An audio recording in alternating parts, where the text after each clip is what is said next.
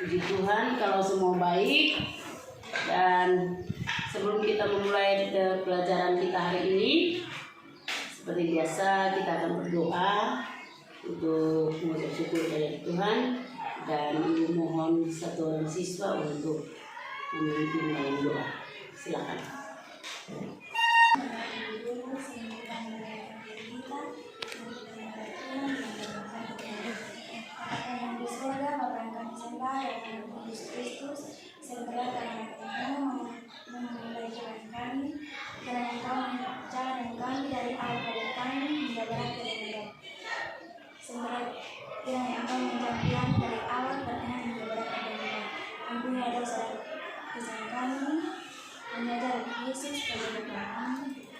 Terima kasih anak-anak semua. Hari ini ada yang tidak hadir kah? Hadir semua. Hadir semua. Oke, tapi absen dulu ya, supaya mengecek kehadiran kalian.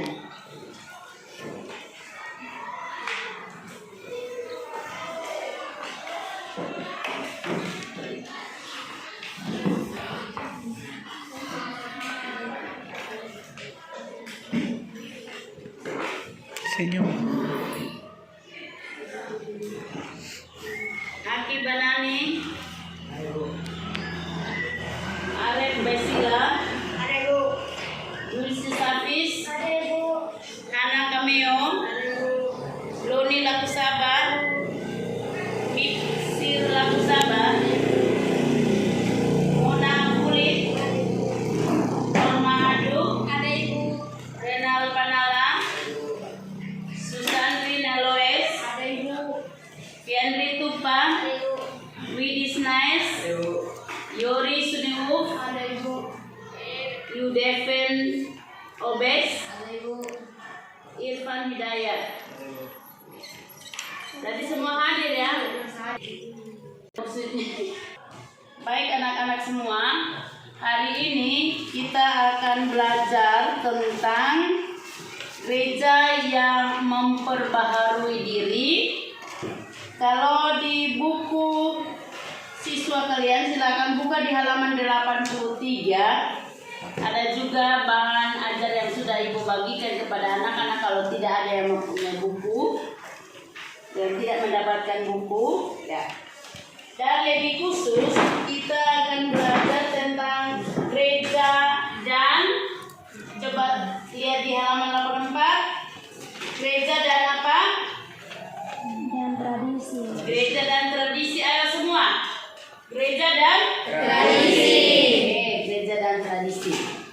Lebih lanjut, sebelum penyampaian materi, Ibu akan menyampaikan beberapa hal yang akan kita capai dari pembelajaran kita hari ini. Ya, ada kompetensi dasar, ada indikator, dan ada tujuan pembelajaran, lalu ada rubrik penilaian. Ya, yang pertama ada kompetensi dasar, yaitu menganalisis karya alam melalui perubahan-perubahan yang baru yang dihadirkan gereja di tengah-tengah kita.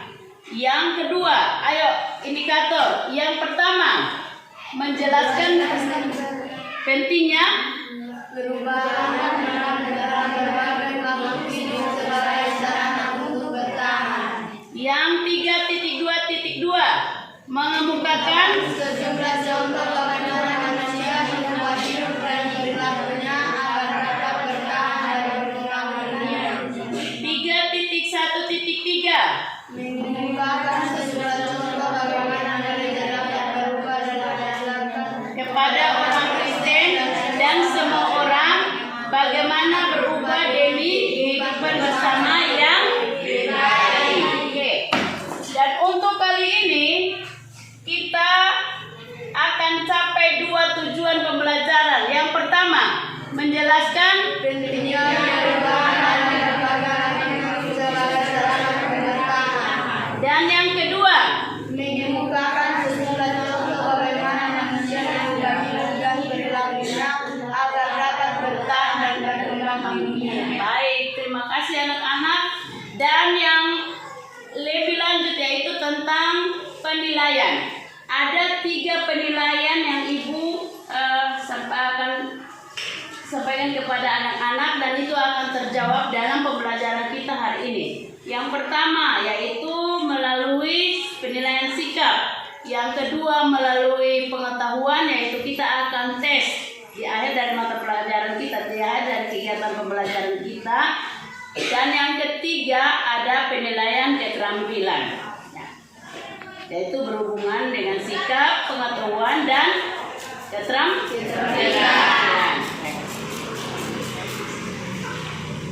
Untuk mencapai tujuan pembelajaran kita hari ini, maka kita akan berdiskusi anak-anakku semua.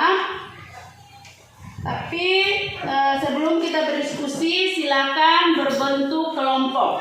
Kita sepakatnya mau berapa kelompok? 3. Oke, silakan berbagi kelompok. 2 dan 3.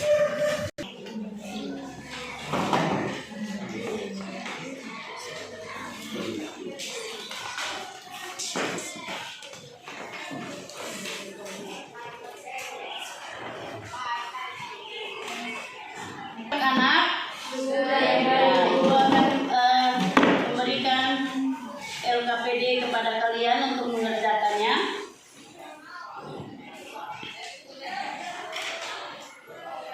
Kita akan memperhatikannya. Silakan lihat, ada berapa pertanyaan di situ? Ada? Berapa pertanyaan? 4. Tapi sebelum kita diskusi, Ibu ingin bertanya dulu. Adakah yang masih mengingat tentang pelajaran minggu lalu? Adakah? Minggu lalu kita belajar tentang apa? Ayo. Siapa yang bisa jawab? Ya, silakan Irfan. Minggu lalu kita belajar tentang apa? Akhirnya minggu lalu tentang gereja dan orang muda yang membahas tentang gereja. membutuhkan orang muda karena orang muda adalah gereja, masa depan gereja. Ya, baik, tepuk tangan untuk Irfan dulu. Jadi minggu lalu itu kita belajar tentang orang gereja dan orang muda. Orang muda itu dibutuhkan karena di samping sebagai tulang punggung, mereka juga dibutuhkan untuk masa depan gereja. Jadi kita bisa lihat contoh di mana-mana kan pemuda diharapkan untuk bekerja di gereja ada kegiatan-kegiatan pemuda. Jadi gereja selalu mendahulukan pemuda untuk bekerja di gereja.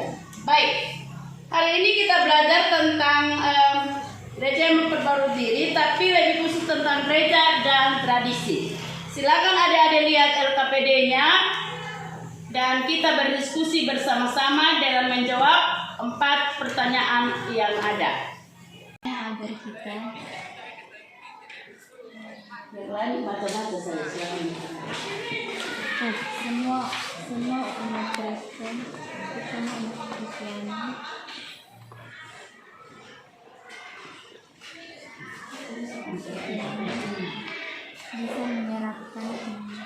bisa menerapkan perilaku yang baik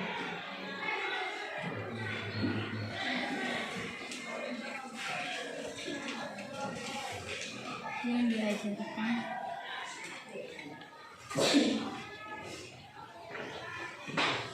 Tuhan dalam Alkitab,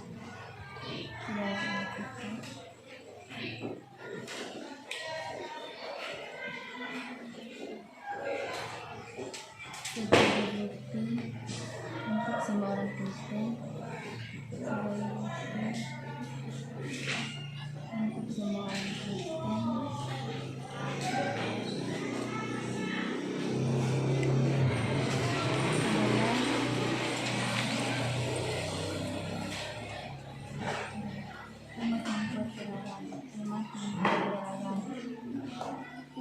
membuat beragam.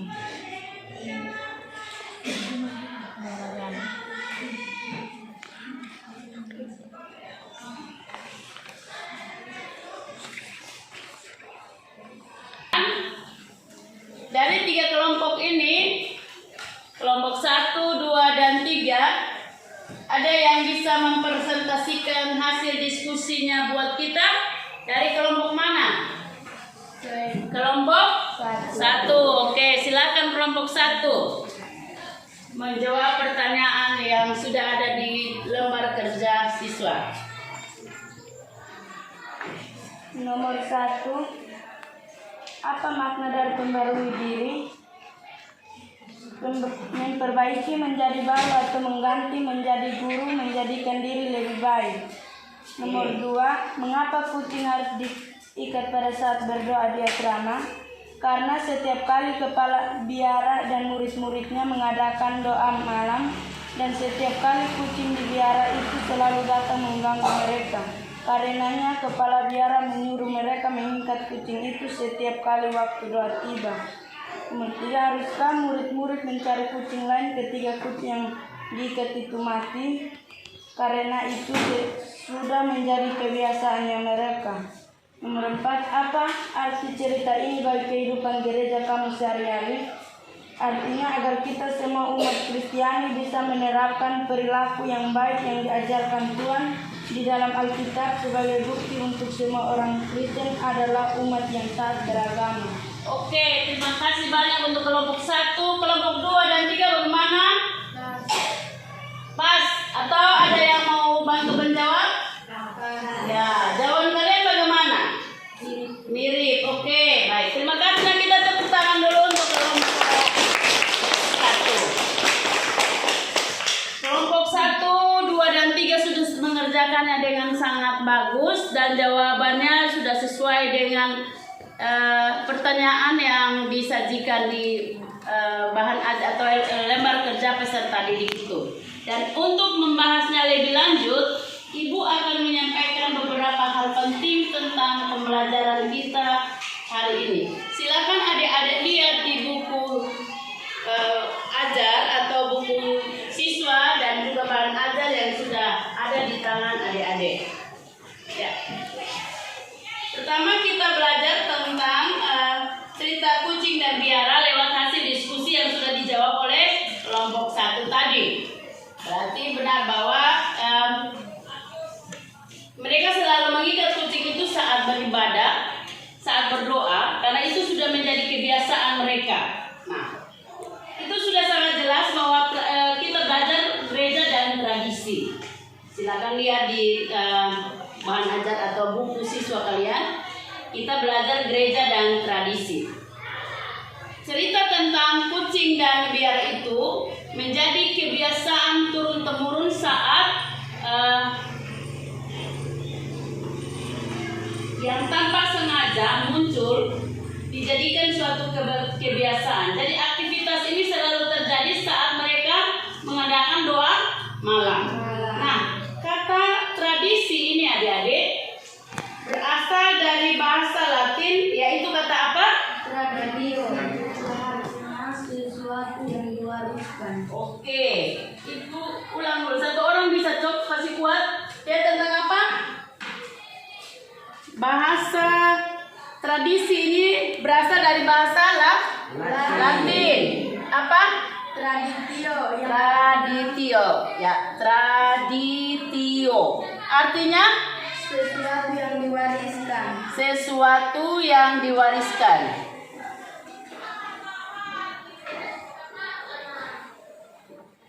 Atau sesuatu yang sudah menjadi kebiasaan atau warisan turun-temurun. Jadi dia sebenarnya akan berubah. Sama kayak cerita tadi kucing dan biara toh. Bahwa setiap kali ibadah pasti kucing itu akan diikat. Dia mati juga, tetap mereka cari ganti baru toh.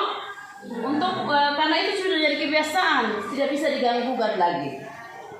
Nah, kebiasaan-kebiasaan yang terjadi di masa lampau yaitu mereka hanya menabiskan laki-laki menjadi pendeta, tidak perempuan. Ya. Jadi adik-adik silakan lihat di buku cetak kalian dan bahan ajar sangat jelas disampaikan bahwa kepemimpinan perempuan itu tidak berhak menjadi seorang pemimpin. Jadi perempuan itu hanya bertugas di dapur saja. Mereka tidak ada hak untuk menjadi pendeta ataupun pemimpin-pemimpin. Padahal kalau kita mengingat pembelajaran-pembelajaran sebelumnya bahwa gereja itu terbuka untuk semua umat. Nah, umat itu baik laki-laki maupun perempuan. Laki-laki ataupun perempuan. Tapi pada zaman dulu tidak seperti itu, adik-adik. Mereka bilangnya bahwa perempuan tidak boleh menjadi pendeta karena Tuhan Yesus hanya memanggil laki-laki sebagai muridnya, sebagai pemimpin ibadahnya. Pendeta berdiri sebagai wakil Yesus dan sebagainya.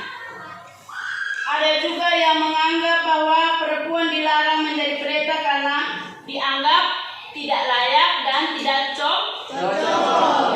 Perempuan itu tidak berhak. Yang berhak cuma laki-laki. Kenapa mereka bilang begini? Karena mereka mempertegasnya dengan firman Tuhan yang dapat kita baca sama-sama lewat pertama Timotius 2 ayat 11 dan 12. Ibu minta salah seorang untuk membacakannya buat kita. Seharusnya lah perempuan berdiam diri dan menerima ajaran dengan patuh. Aku tidak mengizinkan perempuan mengajar dan tidak mengizinkan memerintahkan laki-laki, hendaklah ia berdiam diri. Ya, jadi sangat jelas loh. Mereka beranggapan bahwa perempuan itu tidak punya hak untuk mengajar, apalagi menjadi seorang pendeta. Seharusnya perempuan berdiam diri saja di rumah, dan hanya laki-laki yang berhak menjadi pengajar ataupun pendeta. Dan itu adik-adik sangat bertolak belakang dengan gereja kita sekarang, toh? Atau ada di gereja adik-adik yang hanya laki-laki saja yang jadi pemimpin, baik itu pendeta, penatua, diaken ataupun pekerja gereja lainnya, hanya ada laki-laki. Tidak atau ada? Coba di gereja Kelabe ada atau tidak? Tidak. Ada laki-laki dan perempuan toh? Ada di gereja mana yang pendetanya perempuan? Ya, gereja mana, Irfan? Gereja Narwastu. Ada lagi? Di gereja mana? Penial. Ada lagi? Gereja mana lagi yang pemimpin atau pendetanya perempuan? Gereja Immanuel. Jadi sekarang tidak lagi seperti dulu. Mereka sudah memperbaharui diri. Jadi yang menjadi tradisi tadi, zaman dulu yang menjadi tradisi bahwa laki-laki yang hanya berhak, tidak lagi sekarang terjadi di gereja-gereja masa kini toh. Gereja masa kini sudah membuka diri untuk perempuan juga menjadi seorang pemimpin. Baik, kita lanjut yang kedua tentang peribadatan. Ya, tentang peribadatan. Peribadatan ini bahasa dasarnya adalah ibadah. Oke. Ya, ibadah itu yaitu yang kita lakukan setiap hari Minggu toh, ya, Minggu di gereja ataupun ibadah-ibadah di rumah tangga. Tapi lebih khusus hari ini kita belajar tentang peribadatan karena berhubungan dengan tradisi. Ya. Masalah lain yang berkaitan dengan tradisi adalah penggunaan apa? Alat-alat musik. Ya, musik gerejawi. Adakah di gereja ada yang sudah menggunakan alat musik saat beribadah? Ya, hampir semua ya. Ya, di Kolabe ada atau tidak? Ada. Di Fatunaus? Ada. Ya. Di Kliu? Ada. Ya. Dan itu dia memperindah suasana gereja toh, dia membuat lebih nyaman. Kalau tidak ada musik gerejawi, orang menyanyi bagus atau tidak? Tidak. Toh? Ya. Tapi zaman dulu adik-adik, penggunaan alat musik sudah menjadi tradisi pun. Tapi ada yang layak dan tidak. Kita dapat baca di situ bahwa Dari warisan tradisi kebaktian yang diturunkan oleh misionaris Belanda, banyak gereja di Indonesia hanya menggunakan apa adik-adik? Piano dan ya, jadi hanya menggunakan piano dan organ. Ya. Ini pada tradisi zaman dulu. Tradisi tadi kita bilang apa sama dengan kebiasaan ya. Jadi zaman dulu ini tradisi itu hanya menggunakan alat musik piano dan organ. Kalau alat musik yang lain dianggap tidak layak atau tabu bagi mereka. Jadi tidak boleh menggunakan alat musik yang lain saat ibadah. Hanya boleh menggunakan piano dan organ. Oleh karena itu sekarang kita melihat banyak sekali gereja yang mengembangkan musik kreatifnya. Jadi zaman sekarang tidak lagi seperti zaman dulu yang hanya tradisinya mengakui dua ini, tapi zaman sekarang tidak lagi. Dan itu diperjelas adik-adik lewat bacaan firman Tuhan lewat Mazmur berapa? 150 ayat 1 sampai 6. Ya. Dari bacaan ini kita melihat ada 7 alat musik yang dipakai. Adakah dari adik-adik ibu minta supaya pembelajaran kita hanya jangan fokus di ibu minta adik-adik coba sampaikan ke kita semua 7 alat musik itu. Siapa yang bisa? Ya. Suara tiupan kecapai itu. Silakan lihat di itu supaya lebih jelas. Tiupan sangkakala, 2 gambus, 3 kecapai, 4 rebana, 5 tarian-tarian, 6 seruling, 7 reban. Ceraca. Ya. Ya, terima kasih, tepuk tangan dulu untuk teman-teman. Jadi kita ulang sama-sama, kita coba sama-sama lihat. Yang pertama, apa? Ya, sangkakala. Yang kedua, gambus. Yang ketiga, kecapi. Yang keempat, rebana. Yang kelima, yang keenam, dan yang ketujuh, Jadi dari Mazmur dan Sikat ini dapat kita menemukan bahwa semua alat musik ini sudah mewakili yang kita lakukan pada zaman sekarang ini di gereja kita. Jadi tradisi yang zaman dulu tidak lagi kita pakai, mulai dari kepemimpinan seorang perempuan yang tidak berhak, dan yang kedua adalah menyangkut dengan alat musik yang dipakai dalam apa? Ibadah. Oke. Nah, pembelajaran kita sampai sini, kita akan membuat kesimpulan bersama-sama. Oke, ya, silakan Ibu memberikan waktu 2 menit untuk kalian bisa membuat, kita sama-sama membuat kesimpulan. Ibu dan adik-adik semua membuat kesimpulan. Silakan. Yang bisa membantu kita dalam membuat kesimpulan bersama untuk pembelajaran kita hari ini. Ayo, ada yang bisa?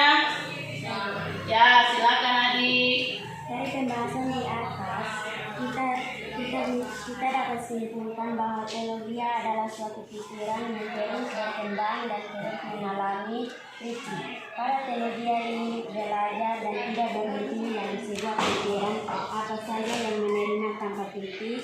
Sikap ini juga berkaitan dengan perkembangan gereja dan pemikiran. Ya, tepuk tangan dulu. Ibu menambahkan sedikit ya anak-anak. Tadi yang sudah disampaikan oleh adik kita atau teman kita itu sudah jelas. Tapi Ibu menambahkan sedikit bahwa pembaharuan atau membaharui diri adalah kemampuan yang dibutuhkan oleh setiap makhluk hidup termasuk di dalamnya gereja. Kalau dulu kita omong gereja itu bukan gedung, tapi gereja adalah orangnya. Tanpa pembaruan pasti akan terjadi kemusnahan seperti yang dialami oleh binatang dinosaurus toh, bahwa dia gagal, dia akan punah pada saatnya. Jadi gereja kita harus terus memperbaharui diri menjadi lebih baik. Itu saja kesimpulan untuk pembelajaran kita hari ini anak-anak. Dan ada yang mau bertanya? Ada yang mau bertanya? Atau sudah jelas? Oke, kalau sudah jelas, kita ada tes akhir. Sampai di mana? Kalau dia bilang sudah jelas toh. Jadi kita ada tes terakhir sampai di mana tingkat kemampuan mengingat adik-adik tentang pembelajaran kita mulai dari awal kita berdiskusi dan pembahasan materi yang sudah Ibu menyampaikan beberapa hal penting tentang gereja dan tradisi. Oke, soalnya ada 2.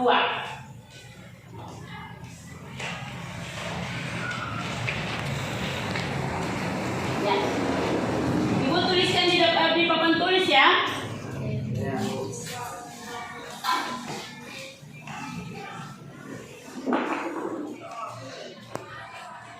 Nomor 1.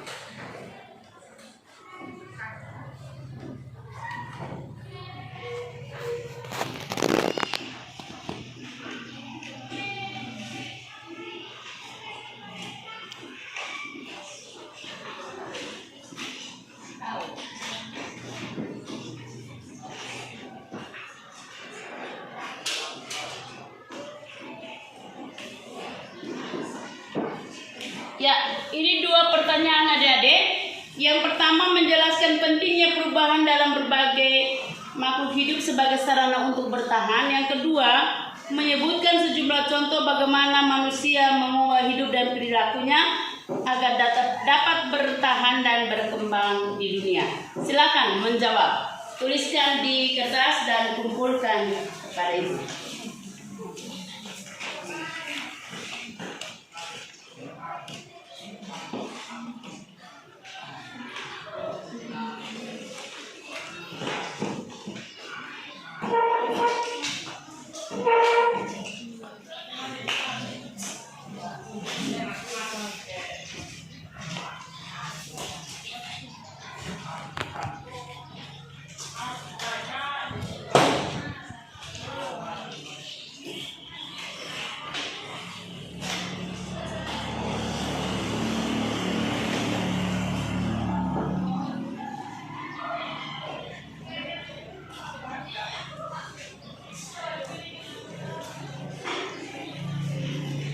Ya, anak-anak, waktu kita selesai, silakan kumpulkan ke depan.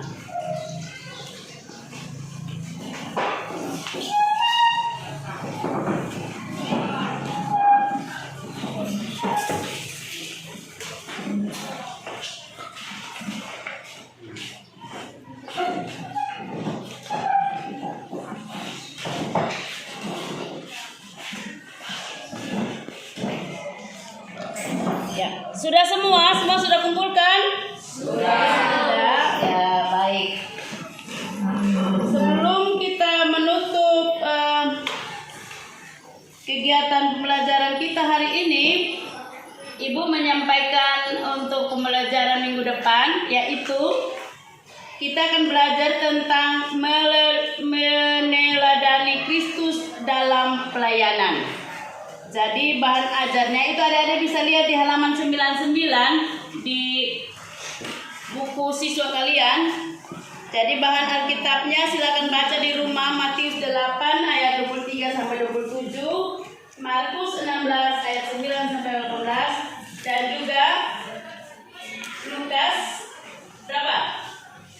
Lukas pasal 10 ayat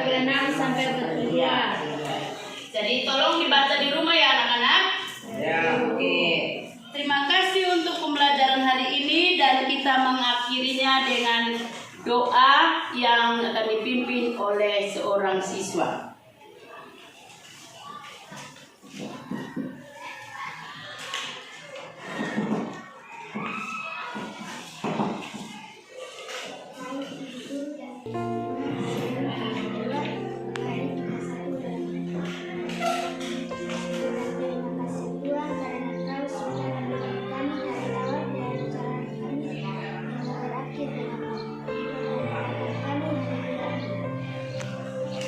Ya, terima kasih. Silakan duduk. Terima kasih banyak anak-anak. Kita berjumpa di minggu depan. Shalom, selamat siang semua.